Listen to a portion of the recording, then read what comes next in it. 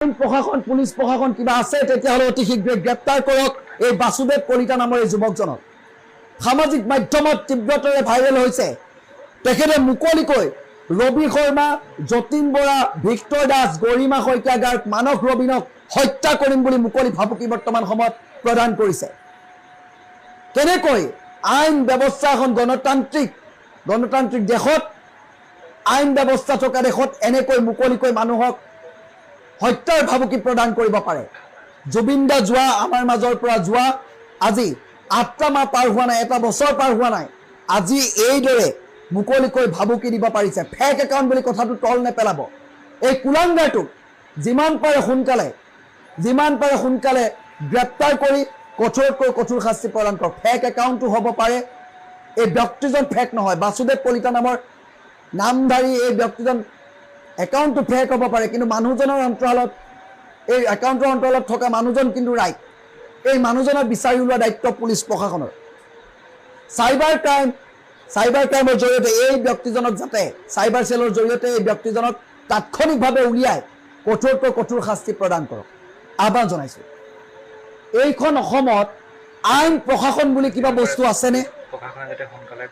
DGP Assam police, Assam আৰক্ষীৰ সঞ্চালক প্ৰধান মহোদয়, অসমৰ মুখ্যমন্ত্ৰী ডক্টৰ হিমন্ত বিশ্ব শৰ্মা ডাঙৰীয়া সামাজিক মাধ্যমত এনেদৰে কেনেকৈ মুকলিকৈ কাৰোবাক হত্যাৰ ভাবুকি প্ৰদান কৰিব পাৰে? যদি অসমত আইন প্ৰশাসন বোলা কিবা বস্তু জীয়াই আছে তেতিয়াহ'লে এই যুৱকজনৰ ওপৰত কঠোৰতকৈ কঠোৰ ব্যৱস্থা গ্ৰহণ কৰক।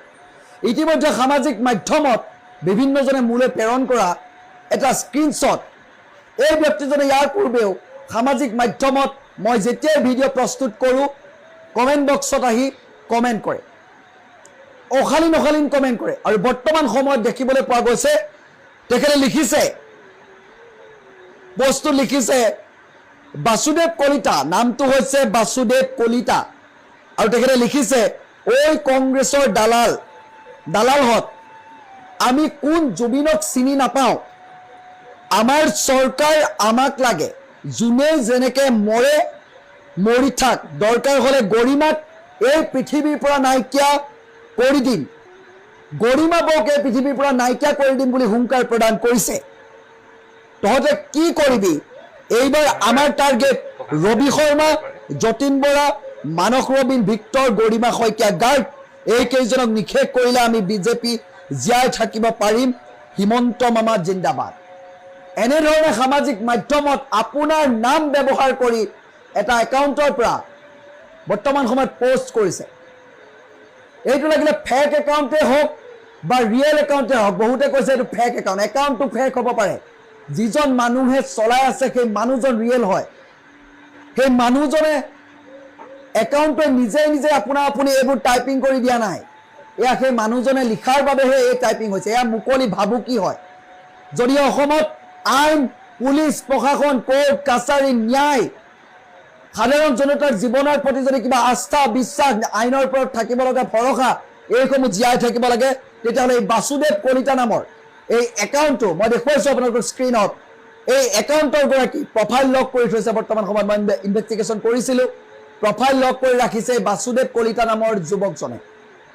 আমি অনুৰোধ জনাইছোঁ অসমৰ সদ্য পদত্যাগী মুখ্যমন্ত্ৰী হিমন্ত বিশ্ব শৰ্মা ডাঙৰীয়া, লগতে ডিজিপি জি.পি. সিং, এই ব্যক্তিজনৰ ওপৰত কঠোৰতকৈ কঠোৰ ব্যৱস্থা গ্ৰহণ কৰক।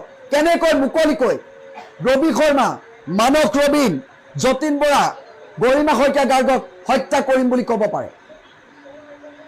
বৰ্তমান সময়ত আপোনালোকে কঠোৰতকৈ কঠোৰ এই যুৱকজনৰ ওপৰত ব্যৱস্থা গ্ৰহণ কৰক তাৎক্ষণিকভাৱে।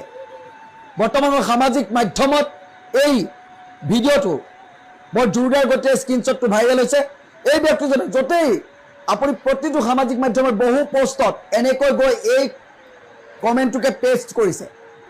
গতিকে ভাবক এই ব্যক্তিজনে কি উদ্দেশ্য প্ৰণোদিতভাৱে এই কামটো কৰি আছে। মুকলিকৈ মানুহক হত্যা কৰিম, মাৰিম, কাটিম, এনেধৰণৰ কথাবোৰ ক'ব পাৰে।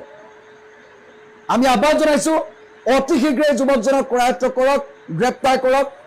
বাসুদেৱ কলিতা কংগ্ৰেছৰ দালালত বুলি বিজেপিৰ নাম লৈ, হিমন্ত বিশ্ব শৰ্মাৰ নাম লৈ এইদৰে পোষ্ট কৰিছে। এইটো ফেক একাউণ্ট নে ৰিয়েল একাউণ্ট তাৎক্ষণিকভাৱে ব্যৱস্থা গ্ৰহণ কৰিব বুলি আমি আশা ৰাখিছোঁ।